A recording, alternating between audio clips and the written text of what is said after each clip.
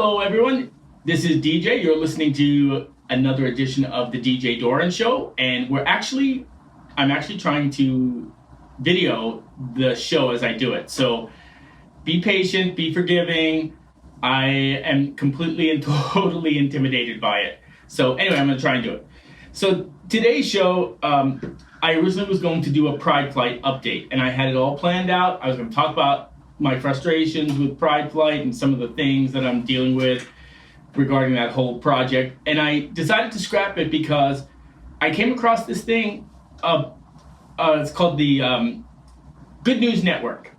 And so what I decided to do is, because everything is so crazy in this world, and even going on social media, it doesn't even matter. You go on social media for just anything and people are so vitriolic and hateful and attacking by and large, not everybody, but by and large. And I said, I don't want to create a show like that. I don't want to talk about that. I don't want to talk about Nancy Pelosi. I don't want to talk about Joe Biden and his sexual escapades and how the Democrats are being hypocritical and this, and Trump is being crazy, telling people to drink bleach sarcastically. Those are air quotes.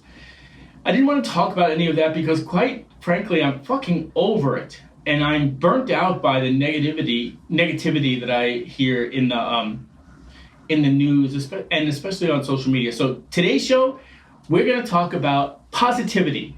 People that are doing things that are changing lives, that are changing their world and the worlds of people around them. And not everything is life-shattering or epic, like the discovery of a cure for COVID or whatever. Some of it is just plain people demonstrating that there is good in the world. And there is humor in the world. Even in the darkest of times and the most stressful times, there is good and humor in the world.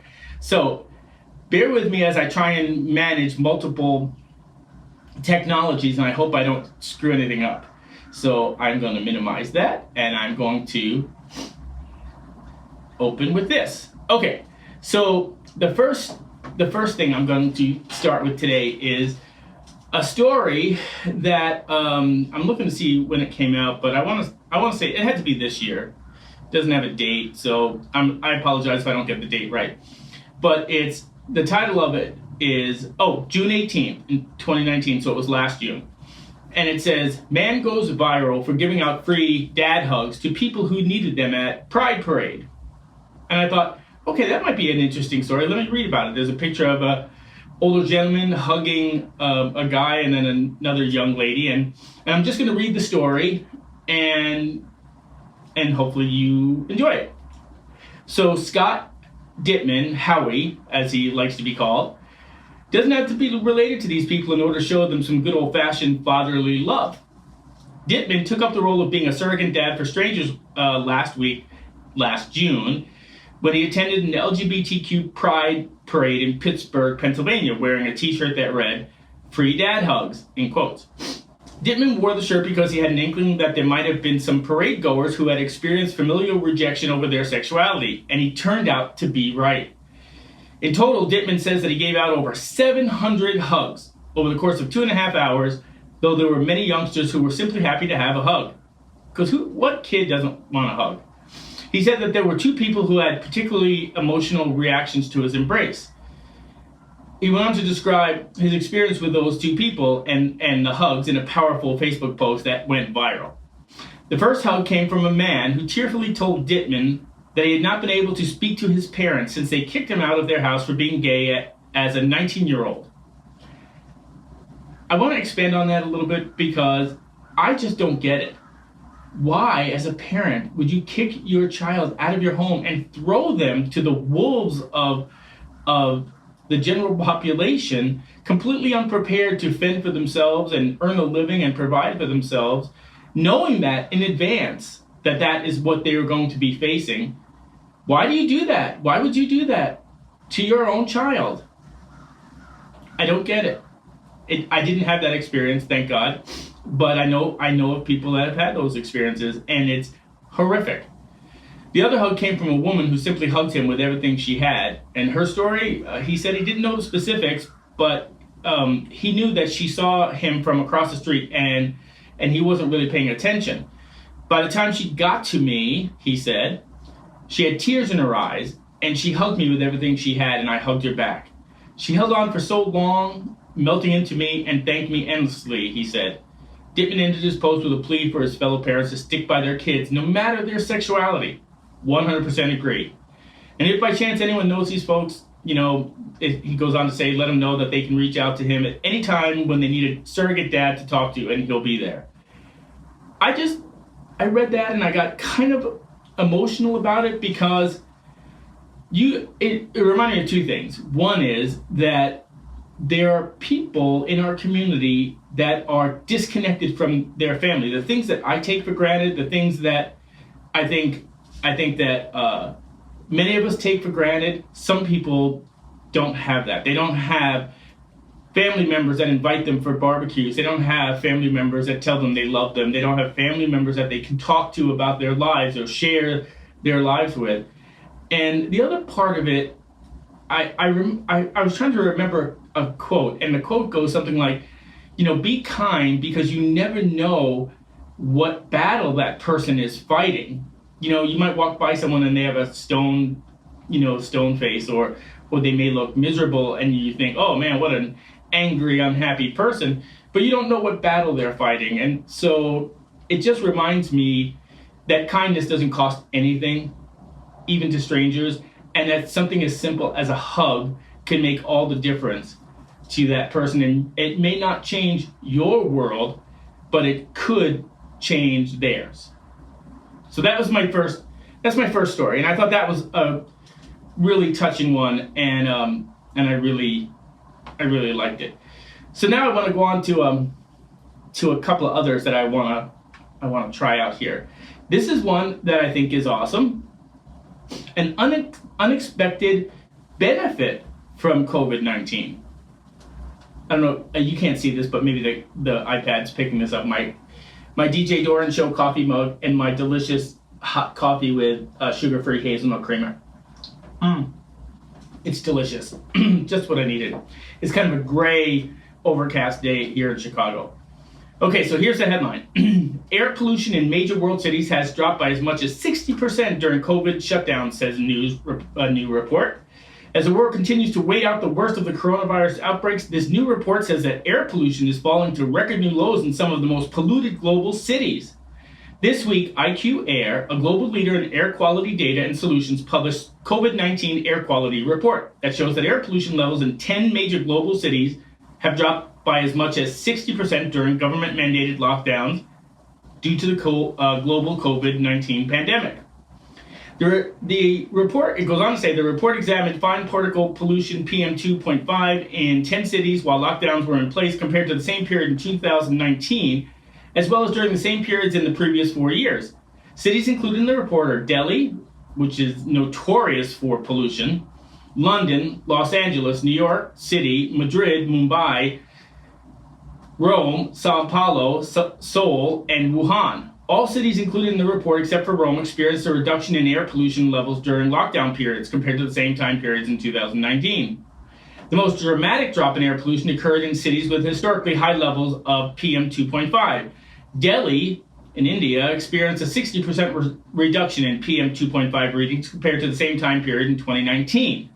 The hours for which Delhi experienced unhealthy rated air pollution fell from 68% in 2019 to a low of 17% in 2020's lockdown. That's a huge drop. Seoul had a reaction in air pollution of 54% compared to 2019, and Wuhan saw a reduction in air pollution of 44% during its lockdown when compared to 2019. Air pollution in Mumbai was down 34% during the lockdown period, and Sao Paulo was down 32% year over year. Of course, you can't have a list like this without talking about automobile-dependent Los Angeles, which saw its longest streak of clean air on record during its lockdown period. Fine particle pollution in LA was down 31% when compared to 2019 and down 51% when compared to the previous 4-year average. New York City saw air pollution drop 25% as a result of the lockdown. London and Madrid saw modest reductions in air pollution at 9% and 11% respectively, Delhi, Mumbai, and Los Angeles experienced their best March air quality on record in 2020. Across the globe, the coronavirus epidemic has had a monumental impact on the way we live, said Frank Hams, CEO of IQ Air. I think it's Hams. Anyway, while the human and economic costs are devastating, we are also witnessing how much of air pollution comes from human activity. The drastic reduction in air pollution during COVID-19 lockdowns shows our habits and behaviors directly impact the air we breathe. That's an important insight after this unique Earth Day that just passed. While coronavirus-related lockdown orders varied by country, most included school closings, restricted movement by residents, the closing of non-essential businesses, and bans on social gatherings. The report analyzed hourly PM 2.5 readings recorded by 7 governmental agencies, as well as readings provided by supplemental validated non-governmental monitoring stations. All locations and the data sources are visible on the IQ Air visual app and website. Now, I did happen to see that a couple of posts on social media where in some countries, mountains that were obscured by pollution are now clearly visible. And that there was a video of a jellyfish swimming in the canals of Venice. And it made me think how quickly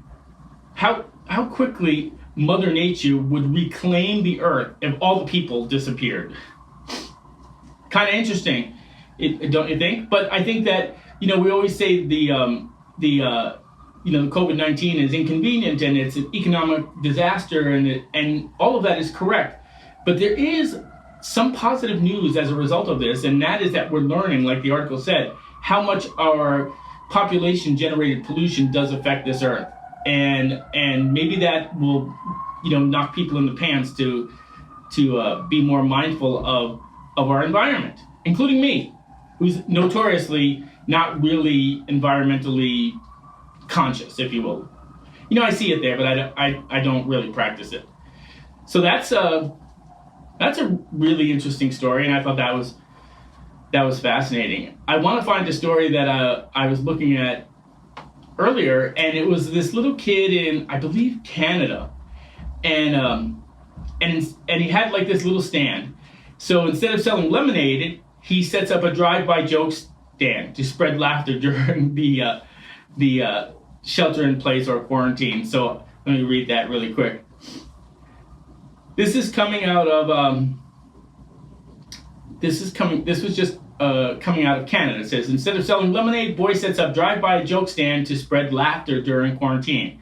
And has a picture of this cute little kid with his front teeth just starting to come in, but not quite coming in. So you can see the edges of them, but they're not really fully in there. So he's standing at this table and chair, leaning on his elbows and his chin resting in his fisted hands. Right? So that's the little vision you have of him, right?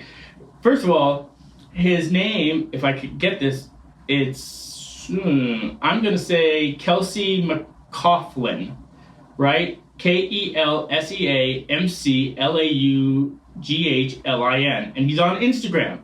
So he has 124 likes as of April 27th. So if you're listening to the show, go to Kelsey's Instagram and like the kid's page, right? He's doing good. And so he's 6 years old. He's, not Kelsey, it's Callahan McLaughlin. He must be on his mother's Instagram or somebody. But anyway, Kelsey McLaughlin is the Instagram. The kid, his name is Callahan. And he had been looking forward to starting his own lemonade stand once the weather got warmer. But since the novel coronavirus outbreaks has forced the world into quarantine, he had to improvise. So rather than spend his time indoors, Callahan decided to spread joy in his community by setting up a drive-by joke stand so he could make his neighbors laugh while respecting social distancing guidelines. I thought, that's cool. Callahan's mother, Kelsey, see, I told you, says that the youngster has been using one-liners from a kid's joke book that she bought for him 6 months ago. Since she and her husband have already been privileged to hear the bulk of Callahan's jokes, she felt it was time he shared his jokes with a new audience. Those of us in quarantine. The youngster has been setting up shop every morning at the end of his driveway in Saanich, British Columbia, for the last for at least 1 hour before taking a lengthy lunch break and returning in the afternoon for another shift. Callahan also told CBC that he has been offering the jokes for free since he wants people to save their money for more important things like groceries. Aww. Right? And even got liked by actor Ryan Reynolds, who called him a hero on April 26th. Although many passerby have reportedly been happy to humor Callahan with a smile and a wave, the youngster was delighted to receive praise from Hollywood A-lister Ryan Reynolds after his labor of love was shared across national news outlets. Despite his popularity, Callahan says he is simply happy to spread some joy during such turbulent times. Wouldn't that be nice? There's a lot of stress in the world, he told CBC, and I kind of want to get some smiles on people's faces. Now, isn't that the kind of thing you want to see in the news more often? You know, do you want to always see this negative, hateful, anti-Trump, anti-Democrat, anti-this, anti-that crap all over in your news feed? I mean, I don't know about you, but I had to limit myself on social media because it was making me angry. And I was always angry, and I wanted to post something, and I made the mistake of posting something about some post about the governor of Illinois, and somebody, I called him a tool. I don't really like him, and I don't like his policies, and I think he is a tool. But people were quick they hate Donald Trump, and they hate I don't know what they hate, but they hate everything. So they quickly attacked me, and they said, have you seen your profile picture lately? Or goes on and on and on and on. And I finally just decided I'm not doing that anymore. You can't say anything, you can't have an opinion without these trolls coming out of the woodwork and attacking you and going right for your personal, stuff, your looks, your whatever they want to go for. So it's just ridiculous.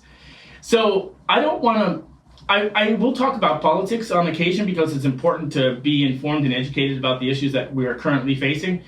But I do want to also highlight the positive news in the world. And believe it or not, if you looked at the national news, at the mainstream media, you would think that there's nothing, sorry about that, there's nothing happy happening in the world. There's nothing positive. People are not good, and people are racist, misogynistic, xenophobic, transphobic, homophobic, every other phobic you can possibly think of. But within that, I think that's a small percentage of our population. I think a majority of people are good people, and they do good things, and they will do good things, but they don't sell newspapers, and they don't increase your ratings. Talking about a kid who's telling jokes at a little stand at the end of his driveway, right? So that's what I want to do on occasion. So every once in a while, I want to remind us that there are good people in the world. There are good people in the world. So now let's see what else we can find here. So this is something happening in our own neck of the woods. Raj Karmani, he's the founder of 0%, right? So he aimed to solve hunger in Chicago by bringing food waste down to zero. That was what he was trying to do. So it started for him with a simple question. As a graduate student at the University of Illinois at Urbana-Champaign in 2012, Raj Karmani, the founder of 0%, was a regular at a neighborhood bakery. And the store was always fully stocked with more than a dozen different bagel flavors. And that got Karmani thinking. I wondered, when all those beautiful bagels are made fresh each day, what happens to the ones that they don't sell? So Karmani asked the bakery's owner and learned that he did his best to donate what he could to area nonprofits. Still, many of those bagels were thrown out at closing time. So Karmani vowed to change that. He was a computer science student then, so Karmani first built an app that would become 0% during a hackathon, whatever the hell that is. Technology is going to be the core of this solution, he said. 0%'s app allows restaurants, schools, and other institutions that sign on to easily note what kinds of food they have available and in what quantity, and when they would like to have it picked up. The system then notifies a local nonprofit, giving them the option to pick up the food. In Chicago, where the startup is based, 0% also hires drivers to make daily pre-scheduled pickup and drop-off runs. Cool. That a city like Chicago would have such a need for surplus food initially surprised Karmani, who grew up in Pakistan. Coming to the United States, I felt I came to a country that is the richest and most powerful country in the world, and that I had left poverty and hunger behind, he said. But his conversation with the bakery owner opened his eyes to two huge problems in the U.S. The dual issues of hunger and food waste. And that translated to him to more than $22 billion worth of prepared and perishable food every year. That's why we named the company 0%, he explained. We want to bring that statistic down to 0%. Restaurants and other businesses pay a fee to participate in the program. In return, 0% streamlines the process of donating excess food. It's just a great way to know that we're feeding others who need it, says John Naylor, a managing director at Blackwood Barbecue in Chicago. It's a morale booster for staff, and they mention it during interviews with new potential hires, Naylor says. Customers also like to hear that the restaurant is giving back to the community, he added. The participating institutions can also gain financial benefits. 0%'s functionality includes a dashboard that shows them exactly what they've donated and where their donations have gone. This makes it easy for them to document donations for tax purposes. It also helps them track how much excess food they're ordering and making, so they can make their operations more efficient. And, the manager at Soprafina in Chicago said he had a lot of leftover lettuce at the beginning. His name is Timothy Muleman, I think, is how you say it. Since we began using 0%, we've been able to see the items that we had been ordering too much of, and it's helped us keep that in check, he says. The benefits for local nonprofits are obvious. Fresh, healthy, prepared food that they can serve to those who need it most. Besides going to soup kitchens and food pantries, 0% provides surplus food to after-school programs and organizations that serve underprivileged populations. What's amazing is that we get so much fresh and nutritious food from 0%, says Kylan Hooks, a program manager at Chicago's Broadway Youth Center, which primarily serves homeless LGBTQ youth. Hooks says that getting healthy food from a high-quality source has an emotional benefit too. It gets young people to think, I'm worth eating this way. 0% is an invaluable resource. Since he launched it in 2013, 0% has distributed more than 1 million meals to almost 150 nonprofits in the Chicago area. But Carmani has his sights set on bigger goals. I firmly believe that food waste can be entirely eliminated, he says. I'm striving to reach that utopia of zero food waste. I'm not going to congratulate myself until we have step by step shown that we can move the needle on food waste, first in Chicago and then elsewhere. That is awesome. Do you know, have you ever gone to a restaurant or you go to fast food and you see people digging through their dumpsters behind the building? And I worked in fast food many, many years ago as a manager, I'm happy to say. And I can't tell you the amount of food that we threw away. We couldn't even, back then you didn't give it away because they were worried that people on the shift would make food towards the end of the shift so that it couldn't be sold and so that they would be able to take it home. And so fast food owners would not let employees take any of the food waste. They would throw it away. And there was no real mechanism to give that food to any food banks. None of that was around back then, not like it is today.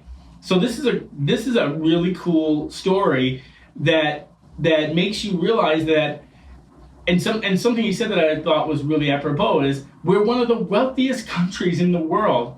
Why do we even have hungry people? Why? That's a whole topic for another show. Is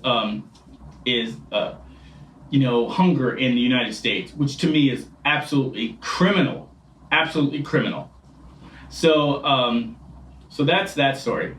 Here on the DJ Doran Show, our goal is to enlighten you, to educate you, to get you to think, to participate in a conversation, to listen, to learn, as we do the same, so that we have a greater understanding of our world around us. And, be entertained, because let's face it, my life is really a comedy/tragedy on occasion.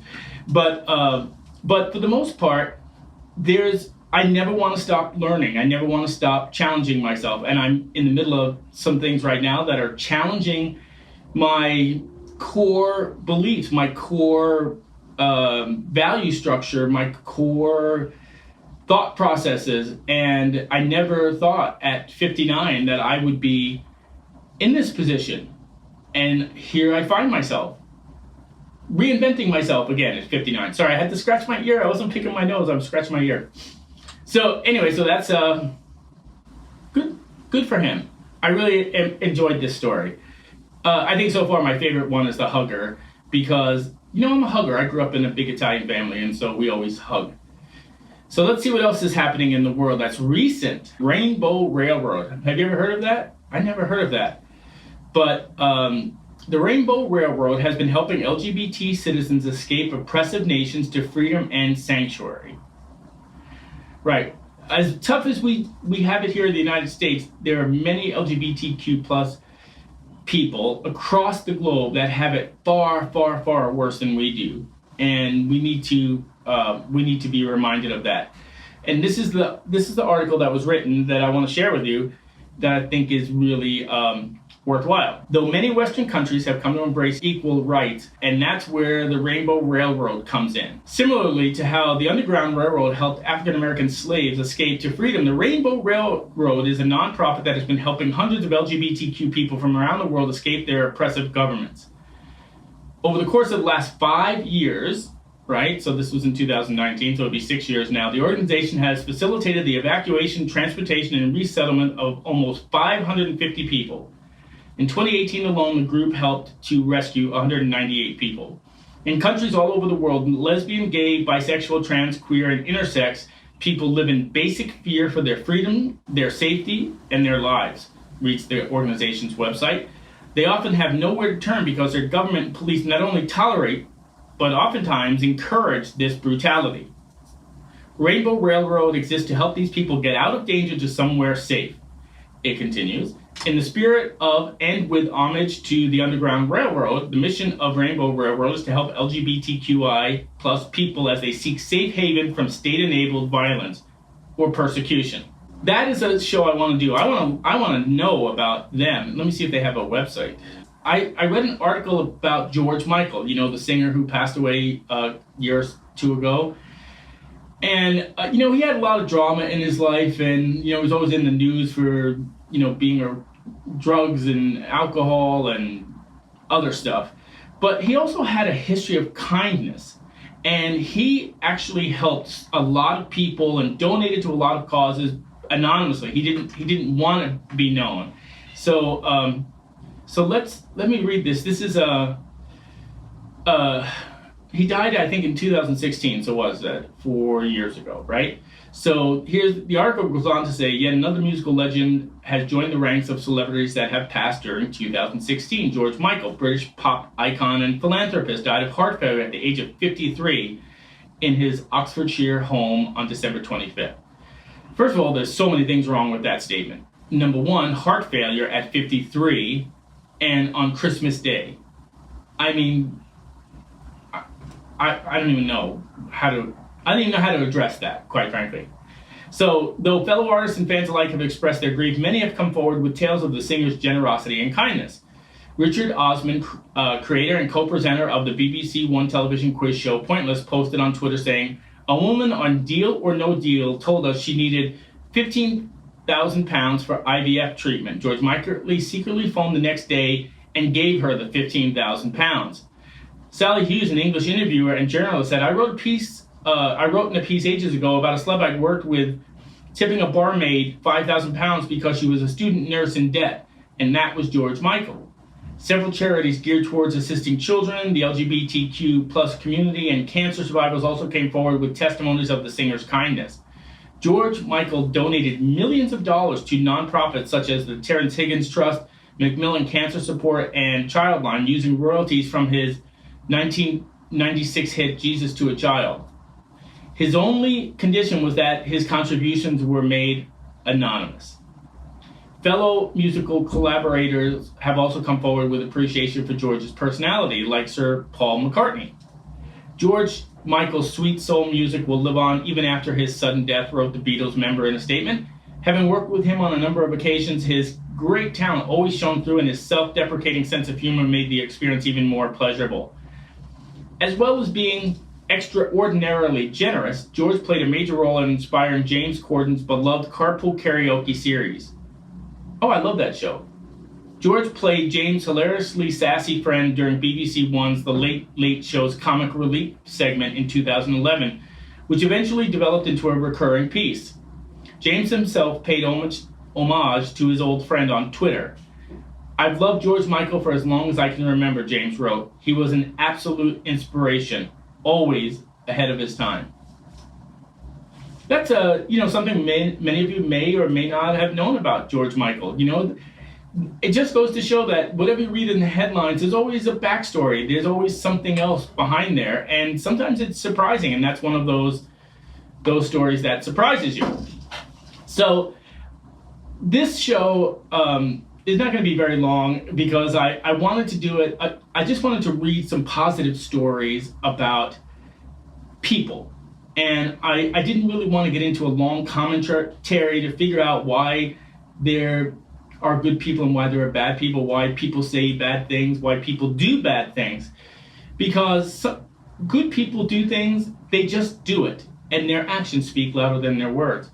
And I am so often reminded about that how we live, what we do speaks volumes about who we are. And words are only words if there are no actions to support them or to back them up. And I am constantly challenging myself to live in integrity, to do what I say, to say what I mean. And I think we can all learn from what these people have done with their lives, how they've impacted their own little community. It doesn't mean you have to do something big and spectacular. You can do it locally. You could say hello to someone or say good morning. Like when I walk the dog in the morning, I try to say good morning to almost everyone that we pass by because maybe that good morning is, for one moment, brightens their day. Now, I will tell you, I say good morning, and my husband Joe's like, "Oh my God, you have to talk to everybody." And there are some people that don't reply, or they look down at the ground like I'm a serial killer or something.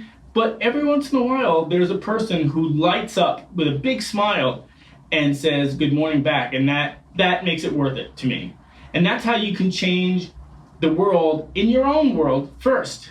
Little things like that. So, customer leaves their entire $1,200 stimulus check as a generous tip for a family-owned restaurant. Right? Well, I don't know where this is at, but it is. I don't think it's here in Chicago, but it says, like so many small businesses being forced to adapt to social restrictions amidst the novel coronavirus shutdowns. Oh, it's Arkansas. This Arkansas steakhouse has been struggling to make ends meet, but thankfully one of their regular customers gave them a much needed and appreciated financial windfall. Despite the difficulties of remaining open during COVID-19 shutdowns, the Colonial Steakhouse restaurant in Pine Bluff, Arkansas, has managed to stay open by maintaining a team of 4 employees to offer curbside pickup for 3 days of the week. Last week, one of the restaurant's regular customers decided to leave a hefty tip for their takeout order, and the staffers were stunned by the amount. The customer tipped the Colonial Steakhouse $1,200, which was the customer's entire stimulus check issued by the federal government to relieve the financial burden of the pandemic. We just started crying and thanking God because it came at a time that most of our staff really needed it, Colonial Steakhouse manager Allison Hall told KARK News.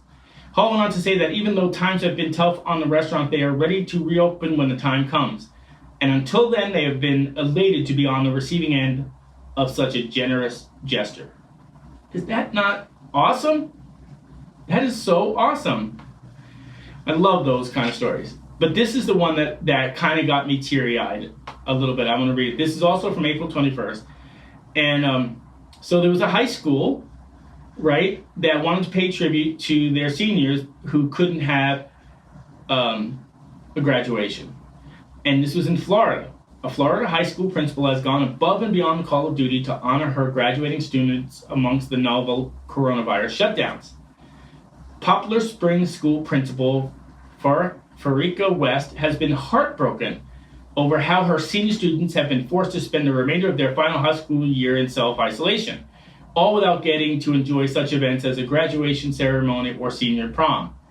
After brainstorming different ways she could spotlight her students, West contacted the school photographer responsible for taking all 30 senior portraits for the class of 2020 yearbook. She then had all their portraits enlarged, printed out, and posted on both sides of the school's road in Graceville. Now the faces of the 30 graduating seniors can be seen smiling at the drivers passing by. To West's surprise, the initiative has been more successful than she ever would have dreamed. People who don't even have students here, Georgia, Alabama, Mississippi, have driven over just to drive through and see and honor our students, West told WMBB. The students have been particularly touched by the gesture as well. I pass by my school every day, I go to work, and every time I look out there, I just get to see the banners and everything else, and just see our faces out there on the drive. So it's definitely something that gives you comfort, one of the seniors told the news outlet. And you can't see, but anyway, there's a road and it's lined with these pictures of all these students. And I just thought that was like so awesome and so touching. And I mean, seriously, that is just amazing stuff. So this is a 99-year-old man in England, right? He's a World War II veteran, and he raised 3.3 million, it doesn't say whether it's pounds or dollars, so I'll just say dollars, for hospital workers simply by walking laps of his garden. And it's $3.3 million, 2.6 million pounds. An English World War II veteran who has been walking laps around his back garden has raised over 2.6 million pounds, or $3.3 million, for the National Health Service in just 1 week. He went on to raise 10 times that much as of 4/20. Holy shit, that's $30 million. 33 million. And he's 99 years old. 99 years old. Tom Moore says the NHS have been marvelous in helping him recover from a hip replacement and skin cancer on his head over the last couple of years. As a way of saying thank you, the former civil engineer has been doing daily laps of his 25-meter-long, 82-foot garden with the aim of walking 100 lengths by his 100th birthday on April 30th. Moore, who began his walks last Monday on April 6th, initially set a fundraising target of £1,000 for NHS charities together, with the sole expectation of garnering support from his village of Marston Mortain, Bedfordshire. After hitting international headlines last week, however, Moore has quickly smashed through his target and has now raised over millions for frontline health workers fighting the novel coronavirus. I thank the British public from the bottom of my heart, Moore told BBC. It's difficult to imagine all these kind people who have donated so far. It's just amazing, he said. Moore's daughter, Hannah Ingram Moore, who set up the fundraising page for him, has had to raise his target 3 different times, from £1,000 to £100,000, then to £250,000 and £500,000. She later took to Twitter to say, "We are overwhelmed by the response. It's extraordinary." Although Moore has already smashed his original donation goal, he is now hoping to complete another 100 laps of his yard to continue raising money for the NHS. To support Moore's charity efforts, you can go to, Just Giving crowdfunding page. Isn't that amazing? 99 years old, and he was able to raise $33 million just by walking in his garden. You're never too old to dream another dream, to set another goal. 99 years old, and he's doing something and making a huge impact. So what am I bitching about? When I say things are too hard. I mean, seriously. Loving the time of Corona, right? Loving the time of Corona. A New York City man is now dating his neighbor after he creatively woos her in quarantine.